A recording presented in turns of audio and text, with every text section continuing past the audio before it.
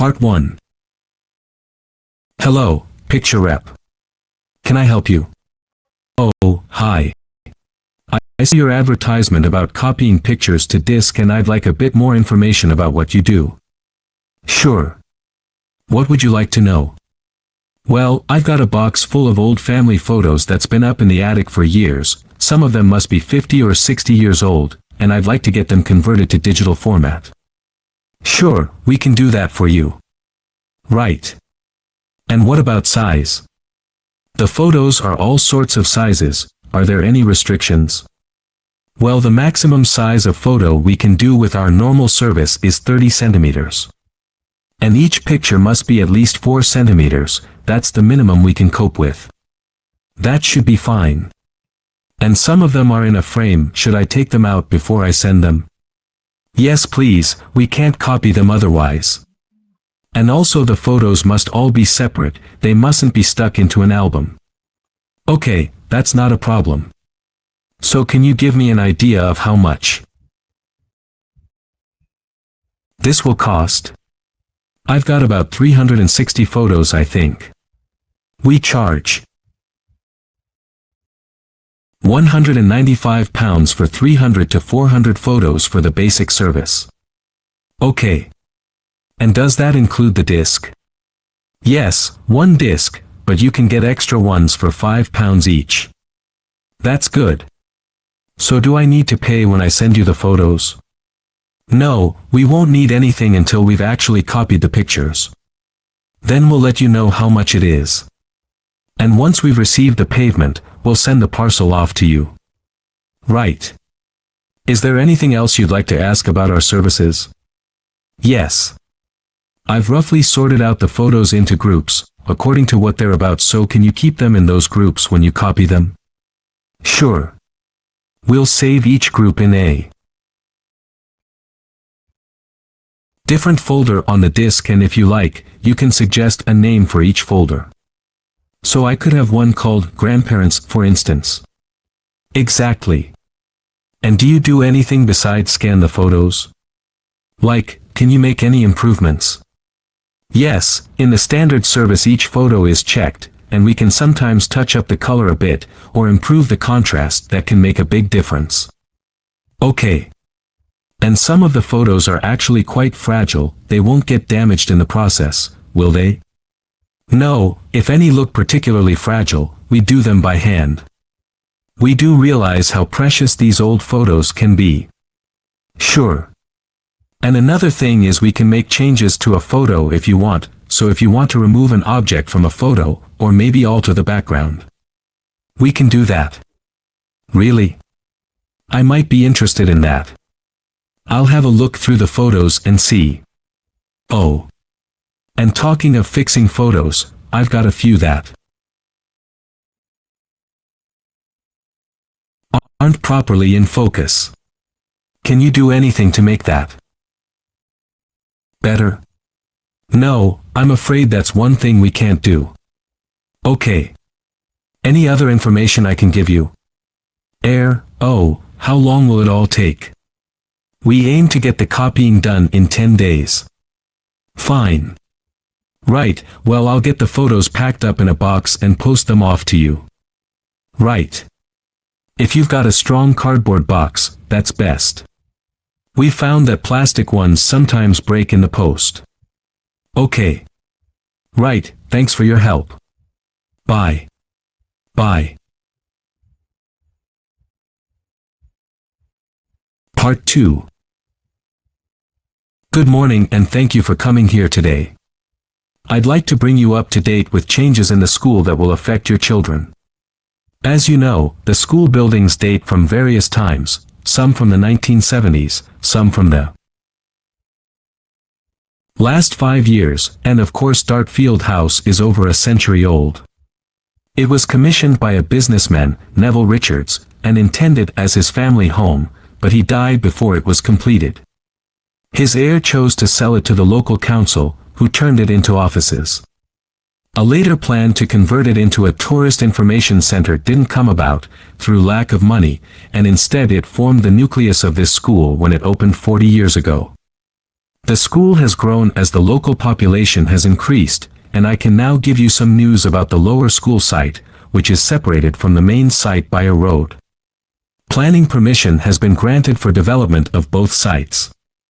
The lower school will move to new buildings that will be constructed on the main site. Developers will construct houses on the existing lower school site. Work on the new school buildings should start within the next few months. A more imminent change concerns the catering facilities and the canteen. The canteen is always very busy throughout the lunch period. In fact, it's often full to capacity, because a lot of our pupils like the food that's on offer there. But there's only one serving point, so most pupils have to wait a considerable time to be served. This is obviously unsatisfactory, as they may have hardly finished their lunch before afternoon lessons start. So we've had a new food hall built, and this will come into use next week. It'll have several serving areas, and I'll give you more details about those in a minute, but one thing we ask you to do, to help in the smooth running of the food hall, is to discuss with your children each morning which type of food they want to eat that day, so they can go straight to the relevant serving point. There won't be any junk food, everything on offer will be healthy, and there's no change to the current system of paying for lunches by topping up your child's electronic payment card online. You may be wondering what will happen to the old canteen. We'll still have tables and chairs in there, and pupils can eat food from the food hall or lunch they've brought from home. Eventually we may use part of the canteen for storage, but first we'll see how many pupils go in there at lunchtime. Okay, back to the serving points in the food hall, which will all have side dishes, desserts and drinks on sale, as well as main courses. One serving point we call World Adventures. This will serve a different country's cuisine each day, maybe Chinese one day and Lebanese the next. The menus will be planned for a week at a time, so pupils will know what's going to be available the whole of that week. Street life is also international, with food from 3 particular cultures. We'll ask pupils to make suggestions, so perhaps sometimes there'll be food from Thailand, Ethiopia and Mexico, and then one of them will be replaced by Jamaican food for a week or 2. The speedy Italian serving point will cater particularly for the many pupils who don't eat meat or fish. They can be sure that all the food served there is suitable for them. There'll be plenty of variety, so they shouldn't get bored with the food. Okay, that's all on the new food hall. Now after-school lessons. These are very popular with pupils, particularly swimming. In fact, there's a waiting list for lessons. Cycling is another favorite, and I'm delighted that dozens of pupils make use of the chance to learn to ride in off-road conditions. It means that more and more cycle to and from school every day. As you know, we have a well-equipped performance center, and we're going to start drama classes in there, too. Pupils will be able to join in just for fun or work up to taking part in a play we hope to put on at least one a year. We already teach a number of pupils to use the sound and lighting systems in the center.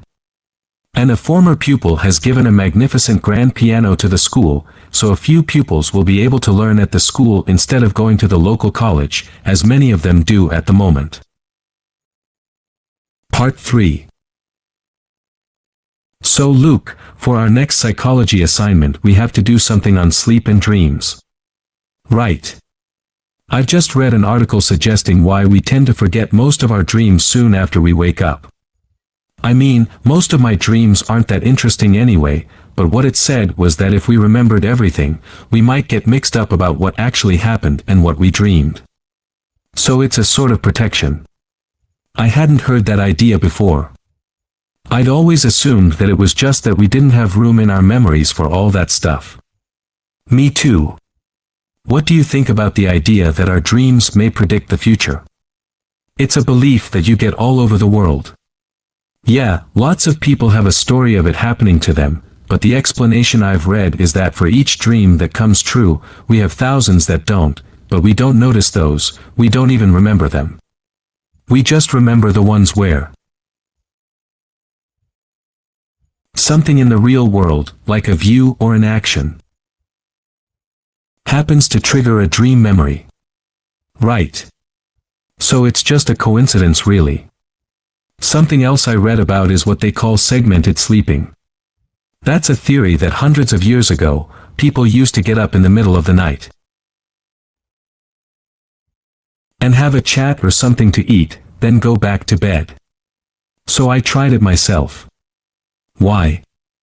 Well, it's meant to make you more creative. I don't know why. But I gave it up after a week. It just didn't fit in with my lifestyle. But most preschool children have a short sleep in the day, don't they? There was an experiment some students did here last term to see at what age kids should stop having naps. But they didn't really find an answer. They spent a lot of time working out the most appropriate methodology, but the results didn't seem to show any obvious patterns. Right. Anyway, let's think about our assignment. Last time I had problems with the final stage, where we had to describe and justify how successful we thought we'd been. I struggled a bit with the action plan too. I was okay with the planning, but I got marked down for the self-assessment as well. And I had big problems with the statistical stuff. That's where I really lost. Marks. Right. So shall we plan what we have to do for this assignment? Okay. First, we have to decide on our research question. So how about, is there a relationship between hours of sleep and number of dreams? Okay. Then we need to think about who will do the study on. About 12 people. Right. And shall we use other psychology students? Let's use people from a different department. What about history? Yes, they might have interesting dreams. Or literature students. I don't really know any. Okay, forget that idea. Then we have to think about our methodology. So we could use observation, but that doesn't seem appropriate. No. It needs to be self-reporting, I think. And we could ask them to answer questions online. But in this case, paper might be better as they'll be doing it straight after they wake up, in fact while they're still half asleep. Right. And we'll have to check the ethical guidelines for this sort of research. Because our experiment involves humans, so there are special regulations. Yes, I had a look at those for another assignment I did. There's a whole section on risk assessment, and another section on making sure they aren't put under any unnecessary stress. Let's hope they don't have any bad dreams. Yeah. Then when we've collected all our data, we have to analyze it and calculate the correlation between our two variables, that's time sleeping and number of dreams, and then present our results visually in a graph. Right. And the final thing is to think about our research and evaluate it. So that seems quite straightforward. Yeah. So now let's